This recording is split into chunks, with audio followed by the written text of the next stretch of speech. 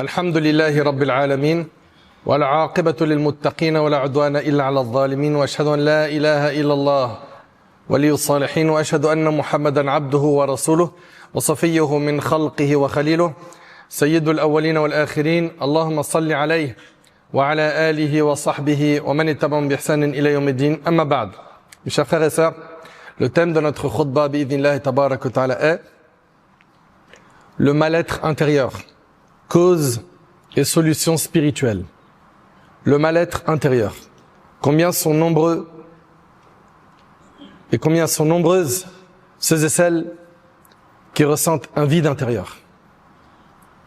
Bien que, en apparence, on les voit dans un certain confort, bien habillés, ils ont de l'argent, ils sont beaux, etc.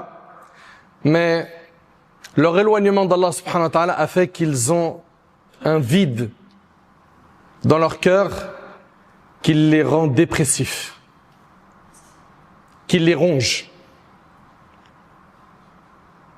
qui fait qu'ils ne sont pas heureux, épanouis dans leur vie. Ils vivent une vie pleine de gêne. La raison de cela, c'est qu'ils se sont éloignés d'Allah. L'étroitesse du cœur est l'opposé du cœur épanoui. Allah Ta'ala il dit فَمَنْ يُرِدِ اللَّهُ أَنْ يَهْدِيَهُ يَشْرَحْ صَدْرَهُ لِلْإِسْلَامِ وَمَنْ يُرِدْ أَنْ يُضِلَّهُ يَجْعَلْ صَدْرَهُ ضَيِّقًا حَرَجًا كَأَنَّمَا يَصَّعَّدُ فِي السَّمَاءِ. Allah ouvre à l'islam le cœur de celui qu'il veut guider. Et Allah guide celui qui recherche la guider. Allah ouvre à l'islam le cœur qu'il veut guider. Le plus beau cadeau que tu peux recevoir, c'est l'islam. Quant à celui qu'il veut égarer, il rend sa poitrine étroite et inaccessible à la fois, à l'image de celui qui s'efforce vainement de parvenir au ciel. Allahu Akbar. Il étouffe. Plus tu montes en altitude, plus tu as du mal à respirer. Et bien cette personne qui s'éloigne d'Allah, Allah subhanahu wa ta'ala il nous dit ici, il est à l'image de celui qui s'efforce vainement de parvenir au ciel. Il est en train d'étouffer. Pourquoi? Parce qu'il s'est éloigné d'Allah. Celui dont le cœur s'ouvre à l'islam, dont le cœur s'éclaire par la lumière de la foi, verra son âme apaisée. Et ça, c'est aujourd'hui quelque chose que l'humanité entière recherche. L'apaisement du cœur, la paix intérieure. Certains vont chercher ça dans l'argent. Et subhanallah, ils vont même devenir très riches. Et tu vas les voir souvent chez des psys. Tu vas les voir avoir des envies sombres. Ils veulent se suicider. Pourtant, ils ont de l'argent. Et ce qu'on a toujours entendu, c'est que l'argent fait le bonheur. Mais pourquoi il veut mettre fin à sa vie alors qu'il a énormément d'argent? Parce qu'il a un vide dans son cœur. D'autres, pour avoir une vie agréable, épanouissante, qu'est-ce qu'ils vont faire? Ils vont chercher la notoriété. C'est quand j'aurai énormément de gens qui me suivent sur le net que tout va être top. C'est totalement faux. J'ai déjà parlé avec des personnes, c'est des célébrités, ils m'ont dit, une parmi les choses qui m'éteint le moral, écoutez bien, c'est quoi? C'est les commentaires. Les commentaires sous ces publications. Il me dit, tu peux même pas imaginer à quel point ça m'affecte. Donc cette histoire de, il est visible, elle est visible, ils sont connus, ils ont goûté au bonheur, c'est faux. Le bonheur, c'est avec la foi. C'est pas avec la célébrité. C'est pas avec le statut social. C'est pas avec ta beauté que tu peux perdre à n'importe quel moment. Un accident, une épreuve, tu la perds. Ce qui va apaiser ton cœur, c'est ta relation avec Allah subhanahu wa ta'ala. Plus tu vas la fortifier, plus tu seras épanoui.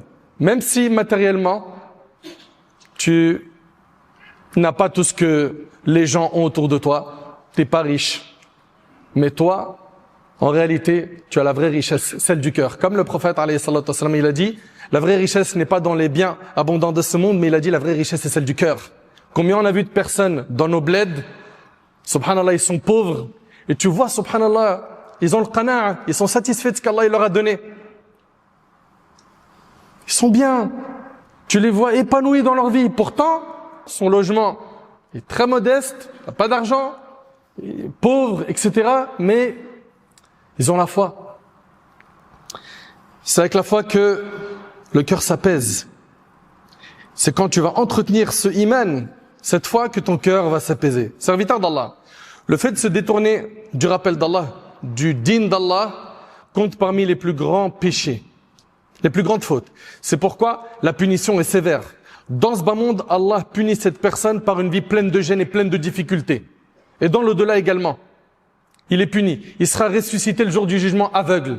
Qui? Celui qui s'est détourné d'Allah. Allah Ta'ala, il dit وَمَنْ أَعْرَضَ عَنْ ذِكْرِ فَإِنَّ لَهُ مَعِيشَةً ضَنْكَ وَنَحْشُرُهُ يَوْمَ الْقِيَامَةِ أَعْمَى قال ربي لما حشرتني أعمى وقد كنت بصيرا قال كذلك أتتك آياتنا فنسيتها وكذلك اليوم تنسى. Quant à celui qui se détourne de mon rappel, celui qui se détourne de la religion d'Allah, il se détourne du Coran, écoutez bien, Allah il dit, il mènera une vie pleine de gêne. Voilà. C'est écrit noir sur blanc dans le Coran. Tu t'es éloigné d'Allah, tu vas vivre une vie pleine de gêne. La seule chose qui apaisera ton cœur, c'est que tu le connectes à son créateur. Dans ce bas monde, Allah le punit par une vie pleine de gêne et pleine de difficultés. Et dans l'au-delà, il est ressuscité aveugle. Quant à celui qui se détourne de mon rappel, nous dit Allah, il mènera une vie pleine de gêne. Et au jour de la résurrection, nous l'amènerons au rassemblement aveugle. Il est ressuscité aveugle. Allahu Akbar.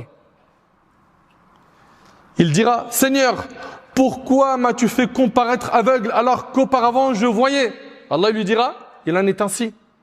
Sur terre, tu as reçu mes signes. Tu t'en es détourné, tu les as oubliés.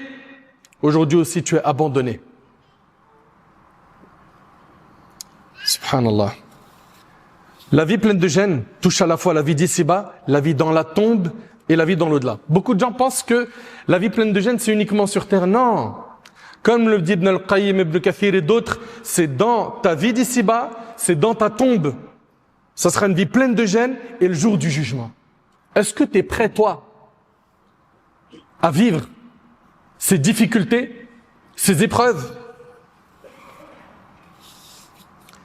Le mal-être que vit le serviteur qui se détourne d'Allah devient plus intense et s'aggrave à mesure que son éloignement du rappel d'Allah augmente. Plus tu vas t'éloigner du rappel d'Allah, plus tu vas sentir ce mal-être intérieur. Plus tu vas t'attacher à ce bas monde, plus tu vas sentir ce mal-être intérieur. Moins tu vas t'attacher à ce bas monde et tu vas t'attacher à l'au-delà, plus tu vas sentir la paix intérieure.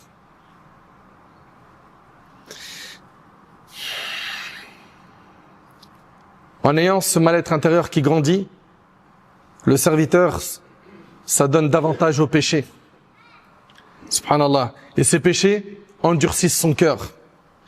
Suite à cela, il y a une rupture entre lui et son Seigneur. Une aversion des créatures à son égard. L'oubli des connaissances religieuses qu'il avait. Et la perte de sa vie, finalement. T'as gâché ta vie. Ibn Abbas, radiyallahu ta'ala anhu, wa an jami' as-sahaba, rapporte. La bonne action apporte une lumière dans le cœur. Un éclat sur le visage. Subhanallah. Celui qui est pieux, celle qui est pieuse, il y a du nour qui se dégage de son visage. De la lumière. La bonne action apporte une lumière dans le cœur, un éclat sur le visage, une augmentation dans la subsistance, une force dans le corps. Oui, al-ibada, ça donne de la force au corps. Et l'amour dans les cœurs des gens.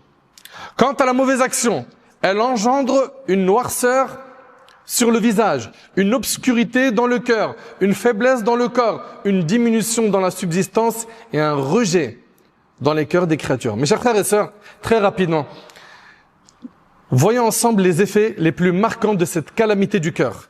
Plus tu vas détruire ton cœur, plus ce qui va en découler comme conséquence sera très difficile à supporter. Premièrement, les gens vont détester sur terre. Les gens vont te détester sur terre. C'est rapporté par l'imam al-Bukhari et Muslim, selon Abu Huraira. Lorsqu'Allah déteste un serviteur, il appelle Jibril et dit « Certes, je déteste un tel, déteste-le donc ». Ainsi, Jibril le déteste. Puis il annonce aux habitants du ciel « Allah déteste un tel, détestez-le ». Alors il le déteste, puis on le rend détestable sur terre. Première punition de celui qui s'est éloigné d'Allah subhanahu wa ta'ala, c'est qu'il est détesté sur terre. Deuxièmement, le serviteur est pris d'un dégoût dans sa relation avec son Seigneur. On le voit anxieux, fuyant les assemblées de rappel. Il se détourne des pieux. Il ne trouve ni repos dans sa vie, ni paix dans son cœur. Il ne ressent rien quand on lui récite le Coran. Il ne le médite pas lui-même.